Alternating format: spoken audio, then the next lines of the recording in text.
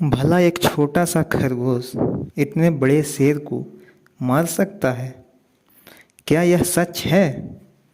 हाँ, यदि आपके पास बुद्धि है तो आप बड़े से बड़े शत्रु को भी हरा सकते हैं।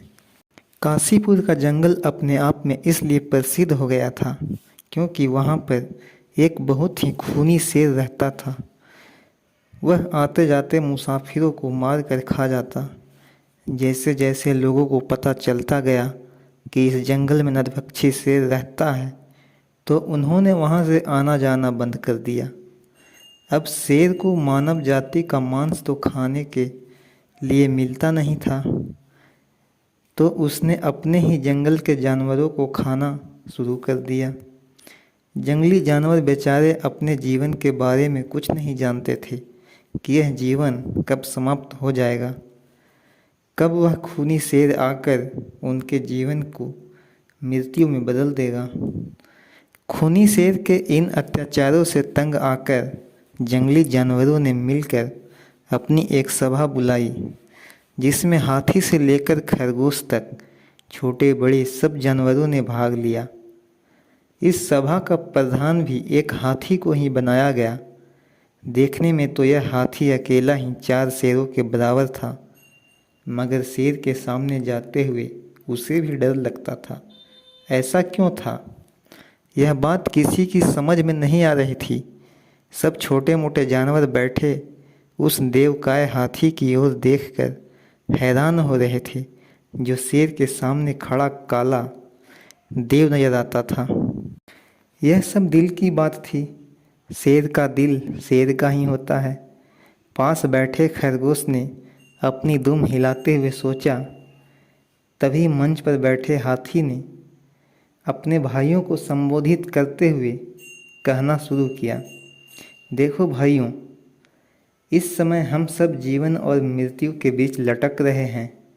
न जाने कौन से पल वह खूनी शेर आकर हमारे जीवन को मौत में बदल डाले।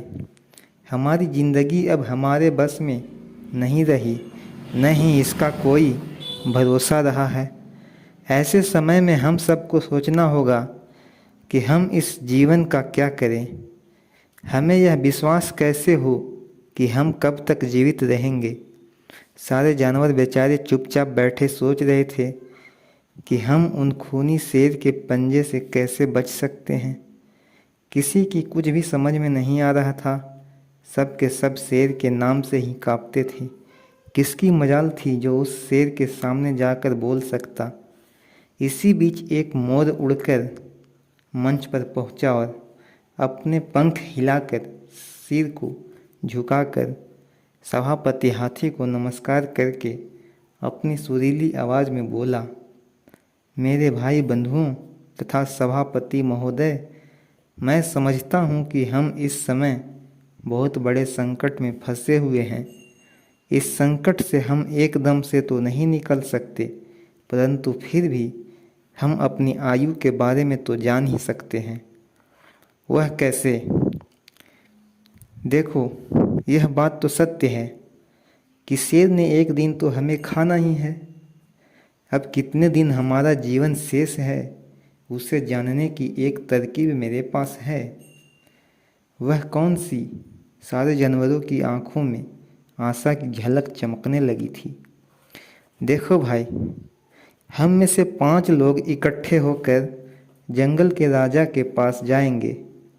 शेर हमें खा नहीं लेगा, रीछ ने जल्दी से कहा। नहीं भैया, शेर इतना मूर्ख नहीं। वह जंगल का राजा है।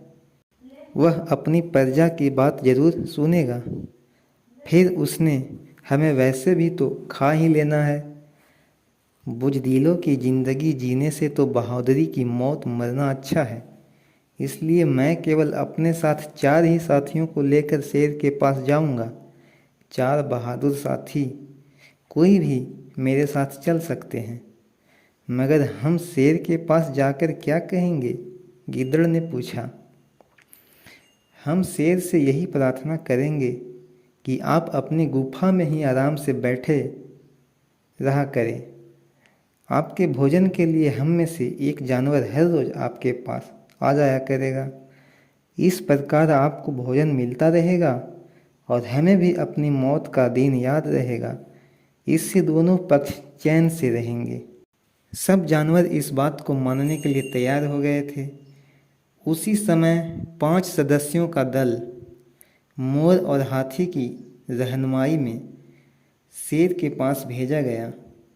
शेर ने इस शर्त को खुशी से स्वीकार कर लिया। दूसरे दिन से ही जानवरों की पंचायत ने मिलकर अपने साथियों की मौत के नंबर बांट दिए थे। अब तो हर रोज ही सुबह के समय बेचारा एक जानवर शेर की गुफा की ओर चल पड़ता। जो बाकी बच्चे थे वे अपनी मृत्यु के इंतजार में बैठे थे। हाथी, भेड़िया, लोमड़ी, गिद्दड़, चीता, रीछ, मोर, खरगोश तथा अन्य जानवर अपनी बारी से शेर के पास जाते और शेर उनको खाकर अपना पेट भरकर आराम से सो जाता या घूमने निकल जाता। एक दिन एक गरीब खरगोश का नंबर भी आ गया। लोगों को यह देखकर बड़ा आश्चर्य हो रहा था कि यह खरगोश जरा भी चिंतित नहीं, न ही उसके चेहरे पर उदासी नजर आ रही थी। वह तो हंसता हुआ खुशी खुशी जा रहा था, जैसे किसी विवाह शादी में जा रहा हो। जबकि इसके पूर्व जितने भी जानवर शेर का भोजन बनने जाते वे सब के सब रोते हुए जाते थे। मौत के नाम से भला किसे डर नहीं लगता, लेकिन न जाने यह खरगोश कैसा था जिसे मौत को सामने देखकर बड़ी खुशी हो रही थी।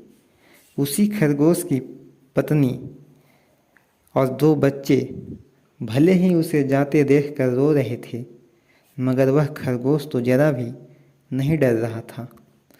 वह चल दिया और सब जानवर आश्चर्य से उसे देखते रहे। सत्य बात तो यह थी कि वह खरगोश भी मरना नहीं चाहता था।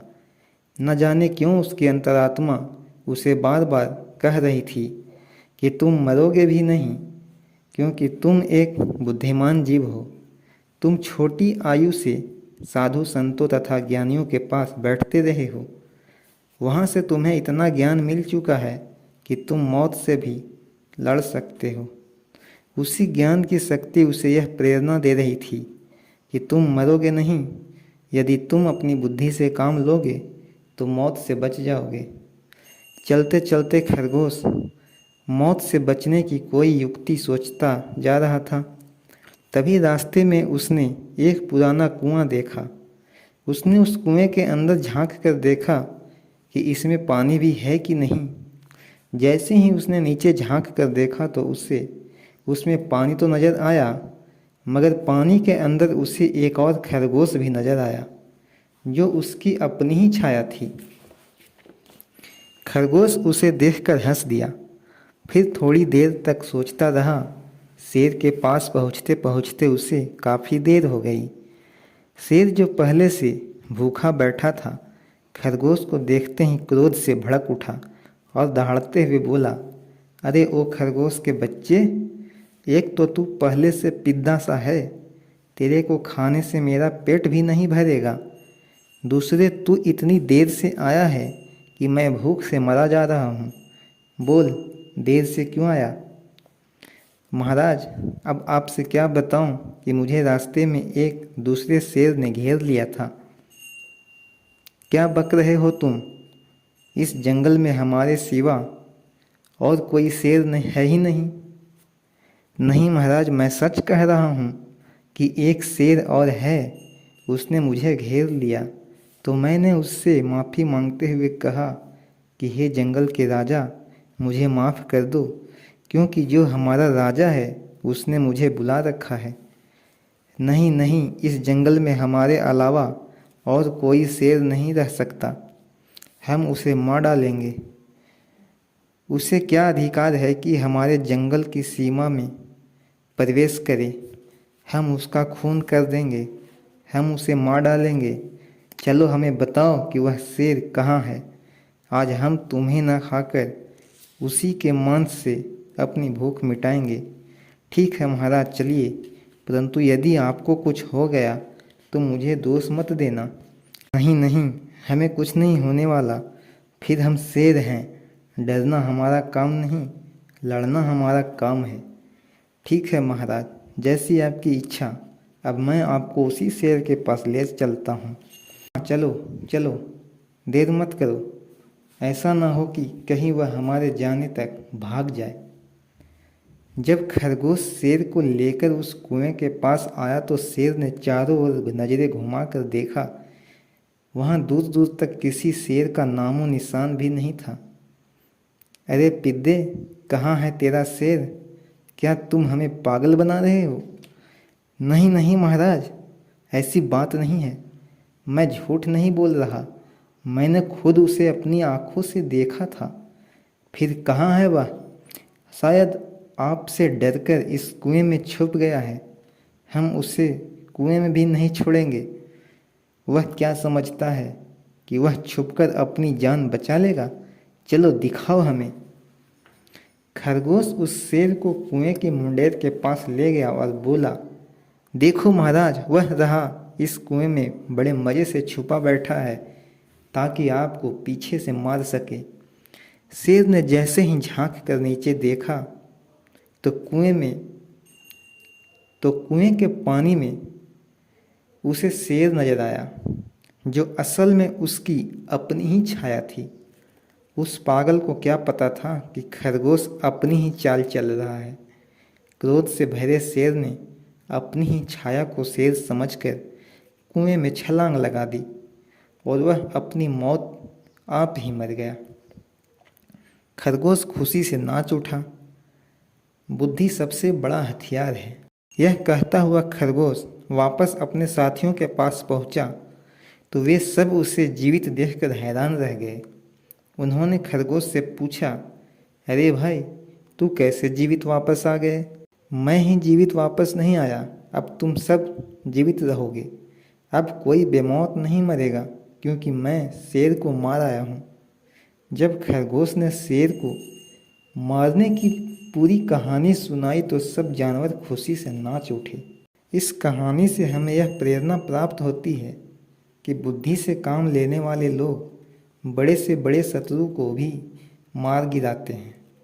इसलिए कभी भी संकट के समय घबराना नहीं चाहिए।